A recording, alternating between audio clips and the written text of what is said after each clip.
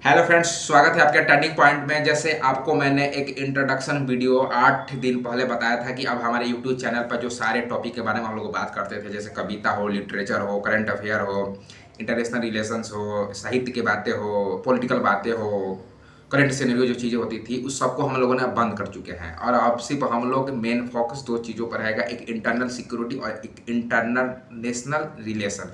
दोस्तों, ये एक ऐसा कोर टॉपिक है जो आज के समय में बहुत कम चीज़ें इसके बारे में बात की जाती है। एज ए सब्जेक्ट अगर आप स्टूडेंट होंगे तो आप देखते होंगे कि कॉलेज लाइफ से स्कूल लाइफ तक आगे पूरे जर्नी को आप देखें, एज ए सब्जेक्ट आप इंटरनल सिक्योरिटी कितनी चीज़ों के बारे में पढ़ते हैं। आप ये देखिए कि आज के समय में इंडिया और पाकिस्तान के बीच जो बॉर्डर टेंशन चल रहा है सर, उसके लेकर भारतीय मीडिया में तो एक अलग प्रकार का टीआरपी का खेल ही चल रहा है, जिससे लोग इस चीज़ को समझ नहीं पा रहे हैं कि क्या कौन सा न्यूज़ सही है और कौन सा न्यूज़ गलत है। लोग सर्जिकल स्ट्राइक का रियल मीनिंग नहीं समझ पा रहे हैं। क्या सर्जिकल स्ट्राइक में क्या ऐसा नियम होता है कि आप मिलिट्री कैंप पर हमला कर सकते हैं, सिविलियन कैंप पर हमला कर सकते हैं।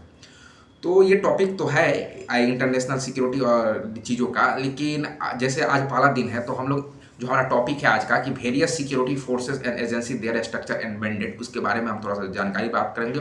आज पूरे वीडियो में ये चीज़ टॉपिक खत्म नहीं होगी, इसके 1 2 3 4 वीडियो लग सकते हैं, तो आप जुड़े रहेंगे क्योंकि अब चैनल पर सिर्फ इसी चीज़ के बारे में ही बात की जाएगी। मेरे साथ आज 2 नए लोग हैं, ये पहले भी एक वीडियो में मेरे साथ रह चुके हैं, तो एक आकाश कुमार और एक गोल्डन कुमार। तो इनसे भी थोड़ी सी बातें आप कर लें, फिर हम वीडियो को शुरू करते हैं जो हम लोग आज बात करने आए हैं। तो आपसे आकाश कुमार। हेलो फ्रेंड्स, जैसे कि आपको मंटेक्स भी कुछ आपको बताएं साइबर सिक्योरिटी के बारे में। आई होप आप लोगों को वीडियो ये बहुत अच्छा लगा होगा और आप लोग भी आगे पिछली बार की तरह ही ये सब वीडियो भी देखते रहेंगे। धन्यवाद। भी करेक्ट, मैं कर दूं कि आकाश कुमार ने साइबर सिक्योरिटी के बारे में बताया था। Cyber security is also the part of internal security threat जो है, लेकिन मैं आपको बता दूं कि जो हमारा टॉपिक है various security forces and agency their structure and mandate. ठीक है, गोल्डन कुमार। हेलो फ्रेंड्स, मैं गोल्डन कुमार। मैं ऐसा आशा करता हूं कि आप लोग भविष्य में भी टर्निंग पॉइंट से जुड़े रहेंगे और सिक्योरिटी के बारे में बहुत से अच्छी न्यूज़ आपको जानकारी मिलेगी। कृपया आप लोग टर्निंग पॉइंट से प्लीज़ जुड़े रहिएगा। दोस्तों, तो चलिए आज हम शुरू करते हैं अपना पहला topic, various security forces and agency their structure and mandate. जो मैंने वर्ड बोला दोस्तों, उसको आप ध्यान से सुनिए। मैंने क्या बोला कि various security forces and agencies, Bharat की security forces and agency their structure and mandate. Bharat में जितने भी सिक्योरिटी फोर्सेस है और सिक्योरिटी एजेंसी हैं, उनका स्ट्रक्चर क्या है और उसका मैंडेट क्या है। यहाँ पर एक नया शब्द आपको दिखाई दे रहा है दोस्तों, मैंडेट। मैंडेट का हिंदी होता है अधिदेश, लेकिन इस हिंदी शब्द से इस मैंडेट शब्द का क्लियर मीनिंग पता नहीं चलता है। मैं आपको एक एग्जाम्पल समझाता हूँ। Various security forces and agency their structure and mandate, ये हमारा टॉपिक है। मैंडेट का अर्थ होता है दोस्तों कि कोई भी सिक्योरिटी फोर्स किस कारण के लिए बना है। कोई भी भारत में सिक्योरिटी फोर्स है, जैसे आप देखिए कि इंडिया पाकिस्तान के एक स्पेशल बॉर्डर पर बॉर्डर सिक्योरिटी फोर्स डिप्लॉयड रहती है, क्योंकि border security force as border guarding force की तरह काम करती है। दोस्तों, मैंने आपको क्या बताया कि भारत पाकिस्तान के पूरे बॉर्डर सीमा पर बीएसएफ नहीं है। हम लोग जब जैसे जैसे सिक्योरिटी में आगे बढ़ेंगे तो इस चीज़ों को क्लियर करेंगे, लेकिन आज पहला दिन तो इतना समझिए कि भारत पाकिस्तान के एक स्पेसिफिक बॉर्डर पर ही बीएसएफ तैनात है। तो बीएसएफ एक बॉर्डर गार्डिंग फोर्स है। वो किस कारण के लिए बना? बॉर्डर गार्डिंग फोर्स के लिए बना। अगर उसका काम बॉर्डर को सिक्योर करना है और उसको सिक्योर वो नहीं कर रहा है तो वो अपने मैंडेट को पूरा नहीं कर रहा है। तो सिंपल सा अर्थ है दोस्तों कि मैंडेट का अर्थ होता है कि कोई भी सिक्योरिटी फोर्स किस कारण के लिए बना है और उस कारण को वो पूरा कर रहा है कि नहीं, फुलफिल कर रहा है कि नहीं। As example Indian coast guard, जब हम लोग इंडियन कोस्ट गार्ड की बात करेंगे तो Indian coast guard is a para military force of India, जो इंडियन आर्म फोर्स में इंडियन नेवी को हेल्प करता है। तो इंडियन कोस्ट गार्ड का काम क्या है, वो किस कारण बना और गवर्नमेंट ने जिस कारण उसको बनाया क्या उसको फुलफिल कर रहा है कि नहीं, यही रियल मीनिंग ऑफ होता है मैंडेट। तो जो हमारा टॉपिक है various security forces and agency their structure and mandate, तो मैंडेट आप समझ गए। स्ट्रक्चर क्या होता है कि जैसे हम जब बात करेंगे कि सेंट्रल इंडस्ट्रियल सिक्योरिटी फोर्स, जिसको हम लोग CISF कहते हैं, ये जो CISF है दोस्तों, ये जो आपको दिल्ली मेट्रो पर as a protection and security के रूप में दिख जाती है। एक पक्ष है CISF का, बहुत ज़्यादा काम है सिक्योरिटी और प्रोटेक्शन से ही लेकर, लेकिन एक एग्जाम्पल मैं बता रहा था कि जैसे आप चीज़ों को जल्दी कनेक्ट करें कि दिल्ली मेट्रो पर जो आपको फोर्स दिखाई देती है वह सेंट्रल इंडस्ट्रियल सिक्योरिटी फोर्स यानी CISF है, जो दिल्ली मेट्रो जो एक गवर्नमेंट इंफ्रास्ट्रक्चर है उसको प्रोटेक्ट करती है। उसका स्ट्रक्चर कैसा है, मतलब वो क्या, ये जो फोर्स है वो बटालियन पैटर्न पर है कि वह एक नीड बेस्ड फोर्स है। स्ट्रक्चर का मतलब होता है वो किस आधार पर फोर्स वो बना है।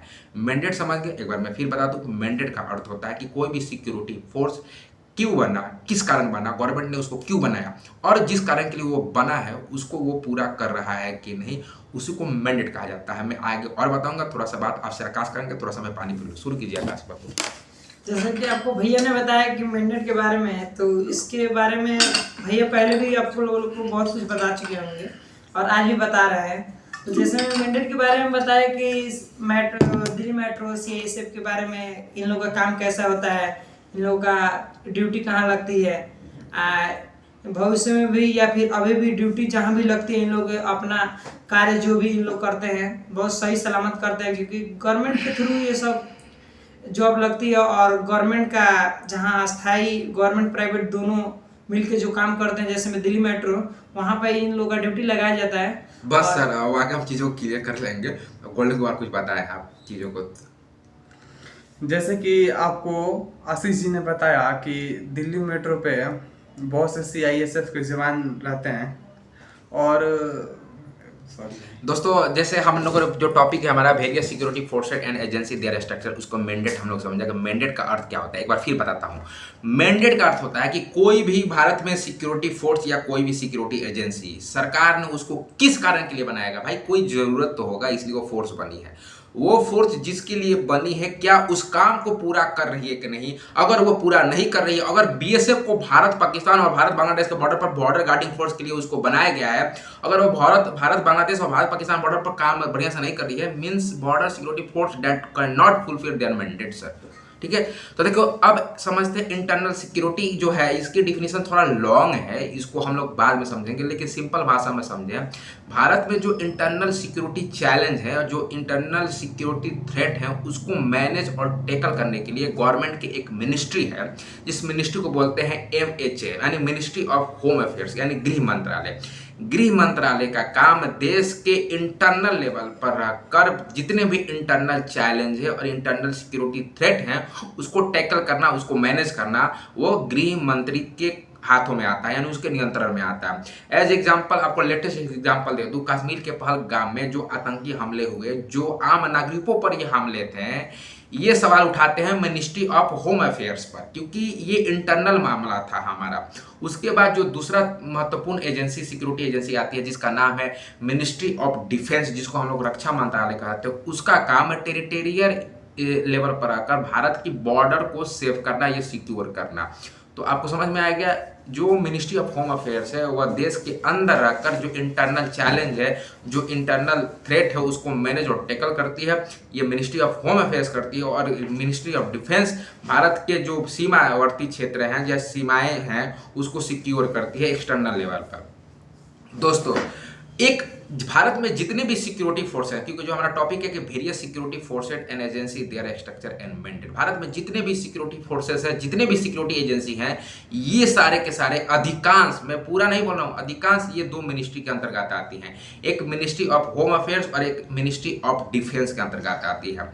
जैसे मैं आपको ईडी बताऊंगा तो ईडी फाइनेंस मिनिस्ट्री के अंतर्गत आती है, ठीक है। लेकिन जैसे कि भैया ने बताया कि होम मिनिस्ट्री और डिफेंस मिनिस्ट्री आता है, तो होम मिनिस्ट्री जैसे कि आज की डेट में हमारे ये अमित शाह हैं और डिफेंस मिनिस्टर राजनाथ सिंह हैं, इन दोनों मिलकर ही आज के डेट में जो पाकिस्तान से और भारत के बीच जो युद्ध चल रहा है, इन दोनों के राय सहमत से ही जो भी लड़ाइयाँ हो रही है या फिर बातचीतें हो रही है, इस पे इन दोनों के राय सहमत से ही आगे कार्रवाई की जा रही है और आगे भी होगी। इसके बारे में भैया बहुत बढ़िया से आपको डिफाइन करेंगे। जो दोस्तों मैंने आपको बताया कि भारत में जो दो महत्वपूर्ण सिक्योरिटी से रिलेटेड एजेंसी है, मिनिस्ट्री ऑफ होम अफेयर्स और मिनिस्ट्री ऑफ डिफेंस, इसके अंतर्गत भारत के सारे सिक्योरिटी फोर्सेस और सारे सिक्योरिटी एजेंसी में से अधिकांश एजेंसी इसी के तहत आती हैं। लेकिन भारत में एक ऐसी इंटेलिजेंस एजेंसी है जिसका नाम है RNW, जिसको हम लोग रॉ बोलते हैं, जो एक इंटेलिजेंस एजेंसी है, जो एक स्पाई एजेंसी है, जो एक्सटर्नल लेवल पर इंटेलिजेंस गैदरिंग, कोवर्ट ऑपरेशन, जो इंटेलिजेंस गैदरिंग कैसे होता है, कोवर्ट ऑपरेशन कैसा होता है, ओवर्ट ऑपरेशन कैसा होता है, स्पाई गेम कैसा होता है, सबके बारे में हम बात करेंगे इस वीडियो में नहीं, लेकिन आने वाले सारे वीडियो में, क्योंकि अब इसी चीज़ के बारे में ही तो हमारा यूट्यूब चैनल पर बात होगी, तो इसको काम करता है, ठीक है। कभी कभी जो RNW है, जिसको हम लोग research and analysis wing raw बोलते हैं, वह कभी इंटरनल लेवल पर रहकर भारत की इंटेलिजेंस गैदरिंग का काम करता है। लेकिन रॉ जब RNW था 1968 में RN काउंट बनाया, उसके पहले एक एजेंसी थी जिसका नाम था IB, जिसको हम लोग इंटेलिजेंस ब्यूरो कहते हैं। ये intelligence bureau before the creation of RNW ये एक्सटर्नल और इंटरनल लेवल पर, दोनों लेवल पर इंटेलिजेंस गैदरिंग का काम करती थी दोस्तों। तो मैंने आपको बता दिया कि RNW है वो ना ही मिनिस्ट्री ऑफ होम अफेयर्स और ना ही मिनिस्ट्री ऑफ डिफेंस के अंतर्गत आती है। यह डायरेक्ट प्रधानमंत्री ऑफिस यानी PMO को अप्रोच करती है और उनको अपनी बात पहुंचाती है। इसको हम लोग RNW को, जिसको हम लोग रॉ बोलते हैं, जिसका फुल फॉर्म है रिसर्च एंड एनालिसिस, इसका रियल जो नाम है हम लोग बोले तो कैबिनेट सेक्रेटरिएट मिलिट्री। क्या नाम है दोस्तों? Cabinet secretariat military. जैसे आप इजराइल की खुफिया एजेंसी आप सुनते हैं मोसाद, मोसाद तो नाम है, वो बाहरी नाम है, मतलब लोग जानते हैं दुनिया में, लेकिन उसका रियल नाम है, हिडन नाम है द इंस्टीट्यूट्स। उसी प्रकार RNW रॉ है, उसको रियल नाम है जो कि एक मिनट सर, RNW का रियल नाम है रिसर्च एंड एनालिसिस विंग, जिसका रियल नाम है दोस्तों कैबिनेट सेक्रेटरिएट मिलिट्री, जो कि डायरेक्ट प्रधानमंत्री ऑफिस को वो अपनी बात पहुंचाएगी। डायरेक्ट प्रधानमंत्री से वो बात करेगी, बीच में किसी मंत्रालय से किसी मंत्री से बात नहीं करेगी। जैसे हम लोग अपनी भाषा में रॉ को खुफिया विभाग बोल सकते हैं। आपको मैं बता दूं कि दिल्ली में अगर आप रॉ का कार्यालय देखने आए दोस्तों, तो रॉ के कार्यालय के आगे लिखा है पर्यावरण भवन। पर्यावरण भवन मतलब उसका भवन भी है ना सर, वो भी अपने आप में एक इंटेलिजेंसी है, मतलब गैदरिंग कर रहा है, वो एक कोवर्ट जैसे चीजें हैं। जैसे कि रॉ के बारे में भैया ने बताया, तो हमारा जहाँ तक कि हमें पता चला कि रॉ जो एजेंसी बना ये इंदिरा गांधी के कार्यकाल में बना। क्या भैया? 1968 में इंदिरा गांधी ने ही रॉ को बनाया था, जो RN काउंट थे उसमें भारत के प्रथम रॉ चीफ जो बने थे। तो लंबी कहानी है, जब हम लोग इंटेलिजेंस एजेंसी पढ़ेंगे तो चीज़ों में जान जाएंगे। तो आज जो हमारा टॉपिक है various security forces agency their structure and mandate, उसके बारे में बात करें। जैसे हम लोगों ने सबसे पहले मैंडेट को समझा कि मैंडेट का क्या अर्थ होता है, उसके बाद हमने समझा कि इंटरनल लेवल पर जो चैलेंज है उसको मिनिस्ट्री ऑफ होम अफेयर्स करता है, और जो टेरिटोरियल यानी जो हमारे सीमाएं चैलेंज है, जो बाहरी से जो भारत पर आक्रमण होना है, उसको मिनिस्ट्री ऑफ डिफेंस करता है। अब एक चीज़ और समझते क्लासिफिकेशन को, जो क्लासिफिकेशन जो समझ लेंगे तो आज का वीडियो हम यहीं बंद कर देंगे, क्योंकि आज छोटा वीडियो रखते हैं। उसके बाद हम लोग अलग अलग एक एक टॉपिक को उठाएंगे और बात करेंगे। भारत में जितने भी सिक्योरिटी फोर्सेस हैं, जितने भी सिक्योरिटी फोर्सेस हैं, क्या है जी, जितने भी सिक्योरिटी फोर्सेस और जितने भी एजेंसी हैं, क्या है एजेंसीज, वो सारे के सारे से कैटेगरी में आ जाते हैं। इस से कैटेगरी से बाहर भारत की कोई भी सिक्योरिटी एजेंसी और कोई भी इंटेलिजेंस एजेंसी हो, चाहे एजेंसी हो, इससे बाहर नहीं आ सकती। Number 1 Indian armed force. आप ये देखिए कि आज इंडिया पाकिस्तान में जो बॉर्डर टेंशन चल रहा है, बड़े बड़े सेलिब्रिटी हो, लोग हो, बार बार बोलो proud to Indian armed force. ये आर्म्ड फोर्स क्या होता है, जिसको हिंदी में बोलते हैं सैन्य बल। पहला जो वेरियस सिक्योरिटी फोर्स और एजेंसी का जो कैटेगरी नंबर 1 है, वह है इंडियन आर्म्ड फोर्स, जिसके अंतर्गत 3 महत्वपूर्ण चीजें आती है, इंडियन आर्मी, इंडियन नेवी और इंडियन एयरफोर्स। तो जब भी आपको कहीं सुनाया दे इंडियन आर्म्ड फोर्स, जिसका हिंदी होता है भारतीय सैन्य बल, इसके अंतर्गत 3 महत्वपूर्ण एजेंसी, आर्मी, नेवी और एयरफोर्स। नंबर 2 आता है दोस्तों पैरामिलिट्री फोर्स। पैरामिलिट्री जो फोर्स होता है, एक्चुअली गवर्नमेंट इसको इंडियन आर्म्ड फोर्स को हेल्प करने के लिए बनाती है। जैसे पैरामिलिट्री फोर्स में जो बेसिकली 3 इंपॉर्टेंट पैरामिलिट्री फोर्स है भारत की, जैसे आसाम राइफल का नाम सुनिएगा आप, इंडियन कोस्ट गार्ड का नाम सुनिएगा, स्पेशल फ्रंटियर फोर्स का नाम सुनिएगा, नहीं सुने होंगे। ये एक पैरामिलिट्री फोर्स है जो आपको दिख जाएगी इंडियन तिब्बतन बॉर्डर पर। और एक आपको इंटरेस्टिंग चीज़ बता दूं कि जो 2020 में गलवान क्राइसिस हुआ था चाइना के खिलाफ हमारे भारत के साथ पैंगोंग लेक के समीप, वहाँ पर ये स्पेशल फ्रंटियर फोर्स ने ही हम लोगों को बहुत ज़्यादा मदद की थी। तो भारत में पैरामिलिट्री फोर्स, आर्म्ड फोर्स जो एयर फोर्स है, नेवी है और आर्मी, उनको हेल्प करने के लिए बनाती है। जो तीसरा जो हमारा सिक्योरिटी एजेंसी है और फोर्स है, उसका नाम है दोस्तों सेंट्रल आर्म्ड पुलिस फोर्स, जिसको हम लोग सेंट्रल पुलिस ऑर्गेनाइजेशन CPU भी कहते हैं। जैसे एक एग्जाम होता है SSC CPU का, वैसे तो CPU लोग समझ नहीं पाते क्या है, कुछ नहीं है। Central police organization CPU also known as a central armed police force, जिसके अंतर्गत आपको सेंट्रल इंडस्ट्रियल सिक्योरिटी फोर्स, जिसको हम लोग CISF कहते हैं, सेंट्रल रिजर्व पुलिस फोर्स, जिसको CRPF कहते हैं, बॉर्डर सिक्योरिटी फोर्स, जिसको हम लोग सीमा सुरक्षा बल कहते हैं, SSB सशस्त्र सीमा बल, जो India Nepal, India Bhutan border पर है, और इंडियन तिब्बतन बॉर्डर पुलिस यानी ITBP है। ठीक है, ये इंडियन आर्म्ड पुलिस फोर्स के अंतर्गत आती है। उसके बाद हम लोग बात करेंगे दोस्तों सेंट्रल सिक्योरिटी एजेंसी या सेंट्रल एजेंसी के अंतर्गत, जो एक लंबा टॉपिक होगा, जिसमें हम लोग ईडी की बात करेंगे, जिसमें हम लोग सीबीआई की बात करेंगे, जिसमें हम लोग एसपीजी जो प्रधानमंत्री की सुरक्षा करता है, एनसीबी नारकोटिक्स कंट्रोल ब्यूरो की बात करेंगे हम लोग, उसके बाद हम लोग एनएसजी कमांडो के बारे में बात करेंगे, तो बहुत बड़ी सेंट्रल विजिलेंस कमीशन की बात करेंगे, बहुत लंबी ये होगी। उसके बाद हम लोग बात करेंगे इंटेलिजेंस एजेंसी की, जिसमें हम लोग रॉ की बात करेंगे, resource analysis wing, also known as cabinet secretariat military, और ज़्यादा भी इंटेलिजेंस एजेंसी। उसके बाद हम लोग लास्ट बात करेंगे स्टेट पुलिस फोर्स के बारे में। तो ये जो 6 कैटेगरी है भारत का ओवर और जितना भी सिक्योरिटी फोर्सेस और एजेंसी का आर्किटेक्चर है, इस 6 कैटेगरी के अंतर्गत आता है। कल हम लोग पहला जो टॉपिक, अगला जो वीडियो होगा, कल नहीं, जब भी जो अगला वीडियो होगा सिक्योरिटी, उसमें हम लोग पैरामिलिट्री फोर्स के बारे में आपसे बात करेंगे। दोस्तों जो इंडियन आर्म फोर्स है, जो नंबर 1 है, उसको हम लोग अभी बात नहीं कर रहे हैं क्योंकि वो लंबा है, एयरफोर्स, नेवी, आर्मी के बारे में, तो उसको हम लोग लास्ट में चीज़ों को लेंगे। तो दूसरा जो हमारा स्थान पर जो 6 कैटेगरी में था वो था पैरामिलिट्री फोर्स, उसको हम लोग अगले वीडियो में कभी समझने की कोशिश कर देंगे। लास्ट बार मैं आपको बताना जा रहा हूँ कि भारत में जितने भी सिक्योरिटी फोर्सेस है, जितने भी सिक्योरिटी एजेंसी है, वो 6 कैटेगरी के अंतर्गत आती है ओवरऑल। और architecture of Indian security force and agency, number 1 is Indian armed force, number 2 is Indian paramilitary force, number 3 is central armed police force, also known central police organization, number 4 is equal to central security agency, also known as a central agency, number 5 is equal to intelligence agency, and number 6 is equal to state police force। धन्यवाद। धन्यवाद। जय हिंद। जय हिंद।